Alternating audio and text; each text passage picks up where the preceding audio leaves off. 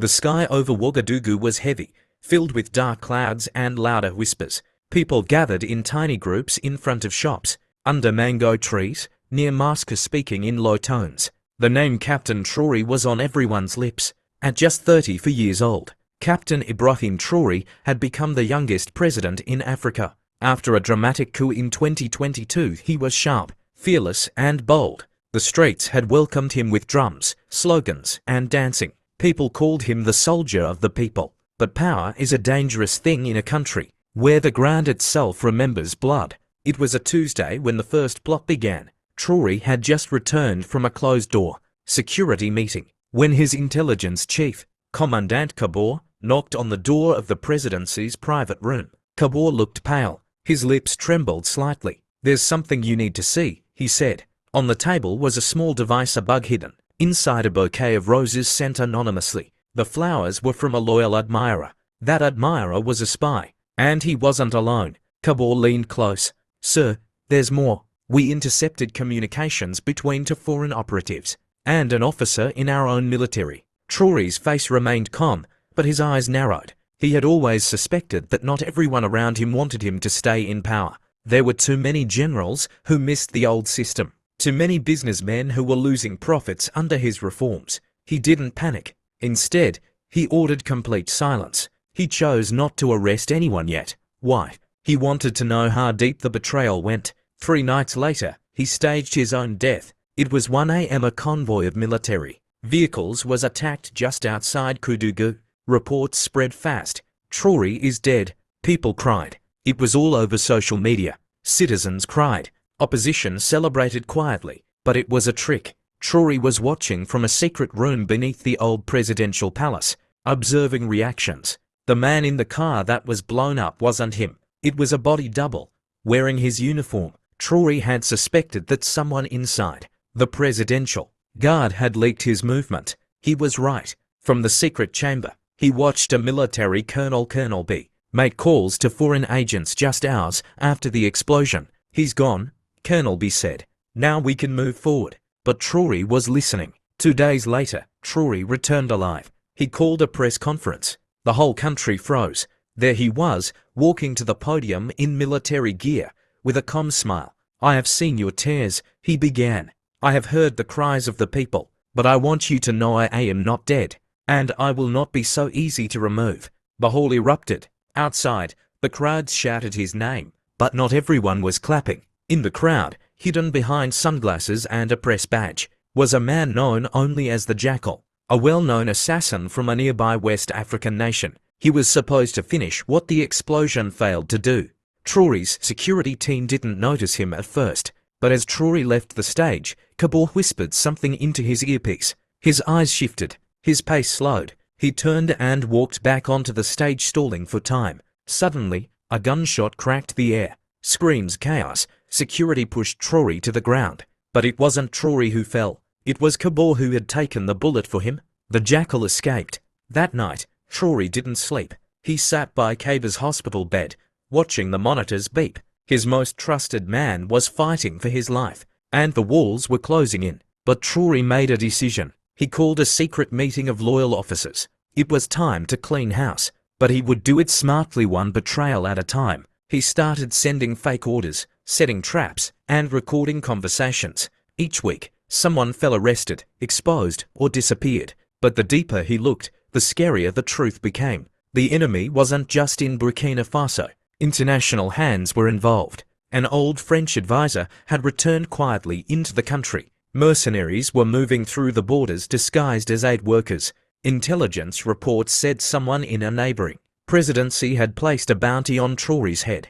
Traoré realized this wasn't just about him, it was about Burkina Faso's future. They wanted to break his spirit, force him to surrender power. But he had seen too much suffering to back down now. Then came the letter. It was unsigned, but it carried a powerful message. If you want to live, step down. You are surrounded. Your own men are planning a dinner for you. You may not live to finish your last meal. Traoré read it 3 times. Then he smiled grimly. "They want to poison me now," he muttered. That night, he wore plain clothes, got into a small unmarked car, and drove himself to the home of a trusted village elder outside the city. There, he met a spiritualist, a blind man named Bob Umaru, who told him, "You were not chosen by man. You were chosen by struggle. And struggle is not yet finished. But you must open your eyes even to those who call you brother." The next day, the National Palace was empty. No one knew where Traoré had gone. Rumours spread again. Some said he fled.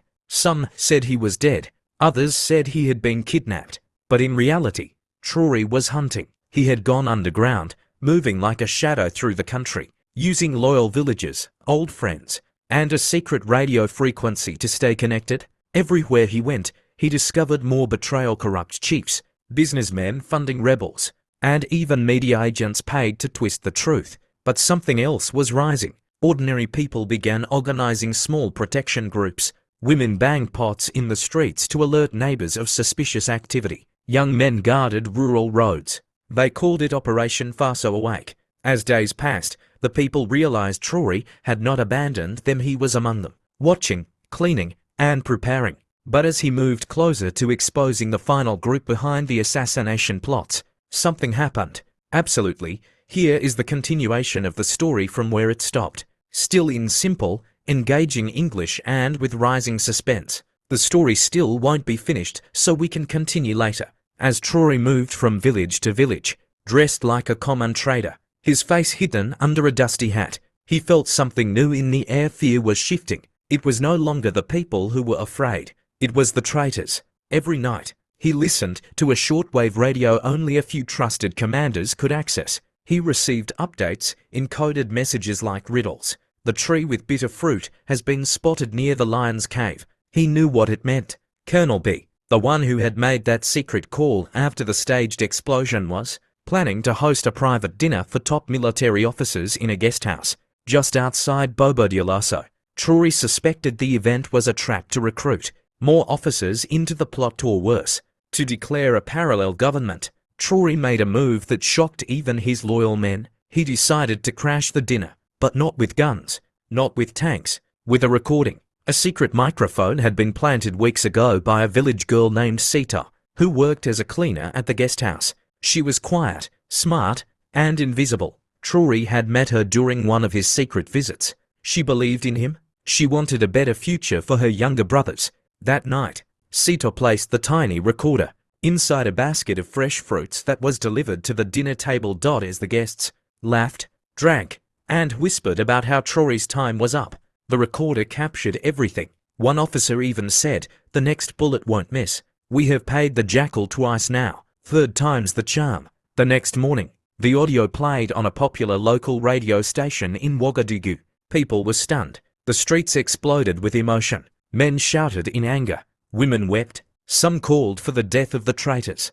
Others asked, "Where is Traoré? Is he safe?" But again, Traoré remained hidden, because he knew the final snake was still inside his circle. Yes, there was someone even closer than Colonel B, someone who knew his daily habits, the names of his family members, and the location of his secret bunkers. It wasn't a soldier. It was someone in his communications unit, a young man named Arnaud, who had once shared meals with him, prayed with him, and even held the radio mic during speeches. Traoré always noticed how Arnaud avoided eye contact when talking about loyalty. He called Arnaud to meet him at a quiet farmhouse only to guards present. Traoré looked him in the eyes. "Do you know what betrayal smells like?" he asked.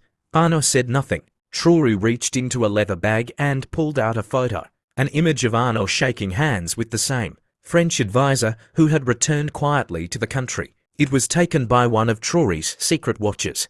"It wasn't supposed to go this far," he said. "They promised me safety. They said you wouldn't last a month." Traoré stood up. "You can either speak or disappear." That night, Arnaud gave up names, locations, secret passwords, and more shocking, he gave the name of the final foreign bank account funding the rebellion. It was based in Dubai. Traoré knew now it was bigger than politics. It was a network, and the goal wasn't just to remove him. It was to return Burkina Faso to the old hands, the hands that fed off its gold, oil, and land for decades. But something else happened, something no one expected. The jackal returned. He came not with a bullet but with an offer. A letter was found on the steps of a secret government radio station. "I want to meet. I will tell you who sent me, but only if we meet alone. Midnight. by the old bridge near the river. Traoré read the letter silently. His commanders begged him not to go, but Traoré prepared his boots. At exactly midnight, he arrived. A light fog covered the bridge. The water below was silent. Then footsteps. The jackal appeared. No gun, no coat, just a hood. "I failed twice," he said. "That means I'm dead already. But I respect a man who survives the fire." He handed Traoré a USB stick. "Everything is here, emails, names, dates, even your brother's name." Traoré froze. "My brother?" "Yes," the jackal whispered. "They got to him. That's how they followed you. That's how they knew where to hit." Traoré's knees felt weak, but he stood tall. "I appreciate your honesty," he said, "but I cannot trust you." Suddenly, headlights flashed. Traoré's guards had surrounded the bridge. The jackal raised his hands. "I've given you enough to win this war," he said. "Now it's your move." Traoré didn't answer. He just stared at the water, because deep inside, he knew. The hardest part had just begun. Not the enemies outside, not the foreign forces, but betrayal by blood. Traoré couldn't sleep that night. His brother, the one who once trained with him, ate from the same bowl, laughed at night stories around the village fire. His own blood. It was unthinkable, but the USB revealed it all. Encrypted emails, voice notes, even a location pinged from a hidden burner phone traced back to the presidential villa. The betrayal was real. His brother, Captain Moussa Traoré, had been feeding information to external handlers, not for power, not for position, but for fear. In the recordings, Moussa had said, "They promised to spare my wife and child. They said they'd burn my home if I refused.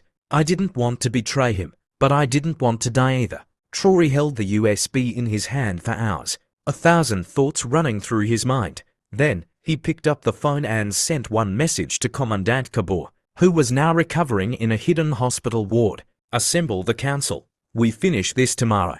The final war wasn't on a battlefield. It was in a courtroom. In a nationally televised broadcast, Traoré stepped onto the stage with calm boldness. Behind him, a massive screen. He didn't speak for the first 5 minutes. He played voices, faces, files. The crowd watching in markets, schools, buses held their breath. They saw the names of familiar generals, bank accounts linked to shadow governments, audio of politicians laughing about how to collapse the price of maize and fuel to cause a food riot. And then came the moment no one expected. Traoré pressed a button. His brother's voice filled the air. Screams, gasps. People stared at the screen. Some broke into tears. Then, silence.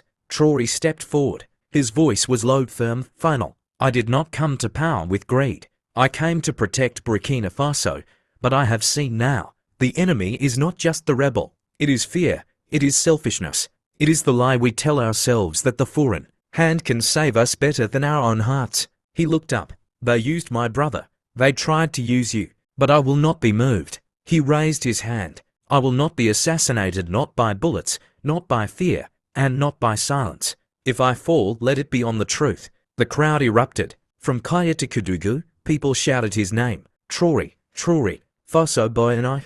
In the weeks that followed, everything changed. Corrupt generals were arrested. Village protectors were officially recruited into the National Guard. Foreign agents were publicly named. And Traoré's brother, he was not killed. He was sent into exile with a heavy warning. "If you ever work against this land again, the soil itself will remember you." And so, Traoré remained standing, not because he was bulletproof, not because he was perfect, but because he chose to lead with truth even when it broke him, even when it hurt.